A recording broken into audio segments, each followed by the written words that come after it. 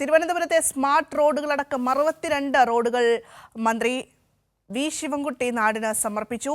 BMBC നിലവാരത്തിൽ നവീകരിച്ച നഗരത്തിലെ 28 പ്രധാനപ്പെട്ട റോഡുകളുടെ ഉദ്ഘാടനവും മന്ത്രി നിർവഹിച്ചു. തിരുവനന്തപുരത്ത് നിന്നും മാനസയും ഒപ്പം കൊച്ചിയിൽ നിന്ന് തിയോഫിനും ചേരുന്നുണ്ട്. ആദ്യം മാനസയിലേക്ക് പോകുന്നു. മാനസ, അതായത് പിണറായി വിജയൻ സർക്കാർ അധികാരത്തിൽ വന്നതിന് ശേഷം സംസ്ഥാനത്ത് നിരവധി മാറ്റങ്ങൾ ഉണ്ടായിട്ടുണ്ട്. അതിൽ ഏറ്റവും സുപ്രധാനമായിട്ടുള്ളൊരു മാറ്റമാണ് ഈ മുഖം മിനുക്കിക്കൊണ്ടുള്ള റോഡുകളുടെയൊക്കെ, അതായത് ലോക നിലവാരത്തിലേക്ക് റോഡുകളൊക്കെ എത്തിയിട്ടുണ്ട് എന്നുള്ളത്. എന്തായാലും നഗരത്തിലെ 28, നമുക്കറിയാം തിരുവനന്തപുരം ജില്ലയെ സംബന്ധിച്ചിടത്തോളം 12 പ്രധാനപ്പെട്ട റോഡുകളും മറ്റു റോഡുകളുമൊക്കെ ഈ നവീകരിച്ച രീതിയിലേക്ക് എത്തിയിട്ടുണ്ട്. ഒപ്പം നമുക്കറിയാം സംസ്ഥാനത്തെ 14 ജില്ലകളിൽ നിന്നായി മൊത്തം 62 റോഡുകളാണ് ഇന്നിപ്പോൾ നാടിന് സമർപ്പിക്കുന്നത്. തിരുവനന്തപുരത്ത് നിന്നുള്ള വിശേഷങ്ങളൊക്കെ എങ്ങനെയൊക്കെയാണ് മാനസ? സൂചിപ്പിച്ചതുപോലെ തന്നെ അല്പസമയം മുൻപാണ് റോഡുകളൊക്കെയും തന്നെ നഗരത്തിന് സമർപ്പിച്ചത്. മുഖ്യമന്ത്രി ആയിരുന്നു ഉദ്ഘാടനം നടത്തേണ്ടിയിരുന്നത്. പക്ഷേ മന്ത്രി വി ശിവൻകുട്ടിയാണ് ചില തിരക്കുകൾ കാരണം മന്ത്രി വി ശിവൻകുട്ടിയാണ് ഉദ്ഘാടനം നടത്തിയത്. എങ്കിലും ഇത്തരത്തിൽ കേരളത്തിന്റെ വികസനം, അതോടൊപ്പം തന്നെ ദേശീയപാത നിർമ്മാണം എല്ലാം തന്നെ രീതിയിലുള്ള ഒരു പ്രവർത്തനം തന്നെയാണ് LDF സർക്കാരിന്റെ കാലത്ത് കാഴ്ചവെച്ചത്. LDF സർക്കാർ അധികാരത്തിൽ വരുമ്പോൾ തന്നെ ഇത്രയും തന്നെ പ്രതിസന്ധിയിലായിരുന്ന നിർമ്മാണ പ്രവർത്തനങ്ങൾക്ക് ഒരു മറുപടി അല്ലെങ്കിൽ ഉത്തരം നൽകി എന്നുള്ളതാണ് മന്ത്രി റിയാസ് ഉൾപ്പെടെയുള്ളവർ എടുത്തു പറഞ്ഞത്.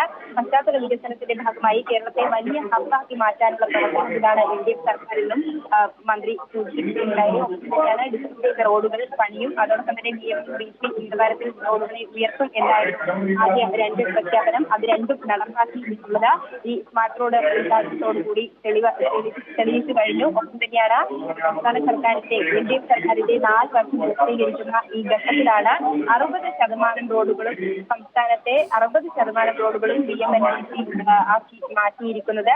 തിരുവനന്തപുരത്ത് 12 സ്മാർട്ട് റോഡുകളാണ് ഉദ്ഘാടനം കഴിഞ്ഞിരിക്കുന്നത്. 12 സ്മാർട്ട് റോഡുകളും KRFB ആണ് നിർമ്മാണം പൂർത്തിയാക്കിയിരിക്കുന്നത്. ഇന്നത്തെ ഇത്തരത്തിൽ ജനങ്ങൾ ദീർഘകാലമായി ആഗ്രഹിച്ച പദ്ധതിയാണ് ഇപ്പോൾ സാക്ഷാത്കരിച്ചിരിക്കുന്നത്, പൂർത്തിയാക്കിയിരിക്കുന്നത്, ജനങ്ങൾക്ക് മുന്നിൽ സമർപ്പിച്ചിരിക്കുന്നത്. അതുപോലെ ഈ പദ്ധതി പൂർത്തീകരിക്കുന്നതിനിടയിൽ ചില തടസ്സങ്ങളും വിവാദങ്ങളും ഒക്കെ തന്നെ ഉണ്ടായിരുന്നു. വ്യക്തികളെ ഉൾപ്പെടെ സർക്കാരിന് നടത്തിയിരുന്നു. എന്നാൽ അതൊക്കെയും തന്നെ അവഗണിച്ചുകൊണ്ട് പൂർണ്ണമായ നിശ്ചയത്തോടുകൂടി സർക്കാർ മുന്നോട്ട് പോയി അതിന്റെ ഒരു പരിസമാപ്തിയാണ് ഇതിലൂടെ ഉണ്ടായിരിക്കുന്നത് എന്നതാണ്. ദേശീയപാത വികസനവും എടുത്തു പറയുന്നത് തിരുവനന്തപുരം വരെയുള്ള ദേശീയപാത വികസനവും ഒപ്പം തന്നെ 2025ഓടെ ഈ ദേശീയപാത പ്രാബല്യത്തിൽ വരും എന്ന പ്രഖ്യാപനവും നടത്തിയിട്ടുണ്ട്. ഏതായാലും റോഡ് പണി സമയത്ത് ഉയർന്ന മാധ്യമങ്ങളുടെയും രാഷ്ട്രീയ പാർട്ടികളുടെയും വിവാദങ്ങളും മന്ത്രി എടുത്ത് സൂചിപ്പിക്കുകയുണ്ടായി. ഒപ്പം തന്നെയാണ്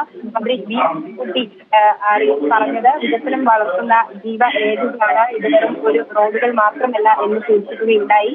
തന്നെയാണ് സർക്കാരിന്റെ വാർഷിക പരിപാടി ബഹിഷ്കരിക്കാനുള്ള UDF ആഹ്വാനം ചെയ്തിരുന്നാൽ വൻ ജനക്കൂട്ടമാണ് പരിപാടികളിൽ പങ്കെടുക്കുന്നത്. വീണ്ടും LDF സർക്കാർ അധികാരത്തിൽ വരുമെന്ന സാധ്യതകൾ കൂടിയാണ് ഇതിലൂടെ തെളിഞ്ഞു വരുന്നത്. ഏതായാലും UDF ഭരണത്തിൽ ഏറ്റവും കൂടുതൽ അഴിമതി കണ്ടെത്തിയ ഒരു രംഗം കൂടിയാണ് PWD. അതിന് കൃത്യമായ ഒരു മാതൃക അല്ലെങ്കിൽ അഴിമതി രഹിത മേഖലയാക്കി മാറ്റിയത് മുഹമ്മദ് റിയാസ് അധികാരത്തിൽ വന്നതിന് ശേഷമാണെന്നും മന്ത്രി സൂചിപ്പിക്കുകയുണ്ട്. ഏതായാലും LDF സർക്കാർ അധികാരത്തിൽ വന്നതോടുകൂടി തന്നെ ജനങ്ങൾക്ക് വേണ്ട എല്ലാ ആവശ്യമായ ഘടകങ്ങളും ജനങ്ങളിലേക്ക് എത്തിക്കുക എന്ന നിശ്ചയം തന്നെയായിരുന്നു നടത്തിയിരുന്നത്. അതിന്റെ എല്ലാം തന്നെ മറുപടിയും ഉത്തരവുമാണ് ഇപ്പോൾ നൽകിക്കൊണ്ടിരിക്കുന്നത്. ഏതായാലും അല്പസമയം മുമ്പാണ് തിരുവനന്തപുരത്ത് 12 സ്മാർട്ട് റോഡുകൾ ഉൾപ്പെടെ 50-ലധികം റോഡുകളുടെ ഉദ്ഘാടനം മുഖ്യമന്ത്രി വി ശിവൻകുട്ടി നിർവഹിച്ചത്. ശരി മാനസ.